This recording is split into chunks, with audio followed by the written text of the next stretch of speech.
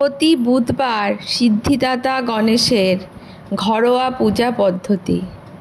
সিদ্ধিদাতা গণেশ পূজা করা হয় জীবনে সৌভাগ্য, শান্তি এবং সুখ লাভের জন্য।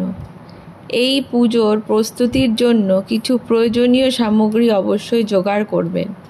সেই সামগ্রীগুলি হলো আরতির থালা, ধূপ, পান, সুপারি, গণেশের জন্য নতুন পোশাক এবং চন্দন কাঠ। এইবার ওম গণ গণপতে নমঃ মন্ত্রটি উচ্চারণ করে গণেশ বন্দনা শুরু করবেন। আরতির থালায় সুগন্ধি ধূপ জ্বালিয়ে সূচনা করবেন। এরপর চন্দন কাঠের সামনে পান সুপারি সাজিয়ে রাখবেন। যারা বাড়িতে মূর্তি পুজো করেন তারা মূর্তিটি স্থাপনের আগে সেখানে চাল ছড়িয়ে দেবেন। চাল ছড়িয়ে তার উপর সুপুরি, কাঁচা হলুদ, লাল কুমকুম আর দক্ষিণা রেখে মূর্তিটিকে বসাবেন। পূজার মূল পর্বের প্রয়োজনীয় কিছু সামগ্রী হলো লাল ফুল, দূর্বা ঘাস, নারকেল, মোদক, লাল চন্দন, ধূপ এবং ধুনো। এবার পূজা পদ্ধতি দেখে নেওয়া যাক।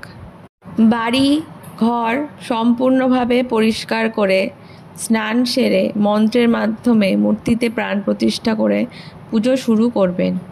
গণেশ সূক্তায় বা ঋগ্বেদ প্রাণ প্রতিষ্ঠার মন্ত্র পেয়ে যাবেন। প্রাণ প্রতিষ্ঠার পরই প্রদীপ এবং ধূপ জ্বালিয়ে আরতি শুরু করবেন। এরপর ষোড়শ প্রচারে গণেশ আরাধনা শুরু করবেন। গণেশ বন্দনার 16টি রীতির নামই ষোড়শোপচার। এরপর 21টি দূর্বা ঘাস, 21টি মোদক এবং লাল ফুল গণেশের সামনে সাজিয়ে রাখবেন। মূর্তির মাথায় লাল চন্দনের টিকা এঁকে দেবেন। এরপর গণেশ মূর্তির সামনে নারকেল ভেঙে অশুভ শক্তিকে দূর করবেন। তারপর 108 নাম জপ করুন এবং মূর্তির সামনে করজোড়ে প্রার্থনা করুন পরিবারের সুখ সমৃদ্ধির জন্য। গণেশ পূজার সময় অবশ্য এই মন্ত্রটি পাঠ করুন। একদন্তং মহাকায়ং লম্বোদর গজাননম বিঘ্ন বিনাশকং দেবং হেরম্বং প্রণমাম্য হম। অর্থাৎ যিনি একদন্ত, মহাকায়, লম্বোদর, গজানন এবং বিঘ্ননাশকারী সেই হেরম্বদেবকে আমরা প্রণাম জানাই।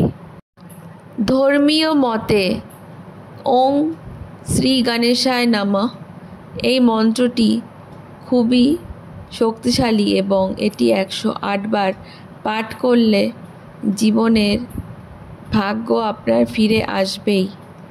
এটি অবশ্যই গণেশ পূজার দিন পাঠ করুন। এছাড়া আরেকটি মন্ত্র আছে ওম সৌভাগ্য বর্ধনা হাহ নমঃ।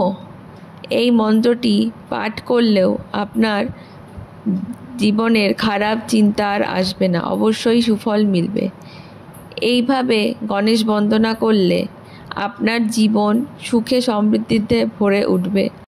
এগুলোর পাশাপাশি গণেশজির 108 নাম জানার জন্য আমাদের চ্যানেলটিতে পরবর্তী ভিডিওর জন্য অপেক্ষা করুন এবং সাবস্ক্রাইব করে রাখুন। ধন্যবাদ।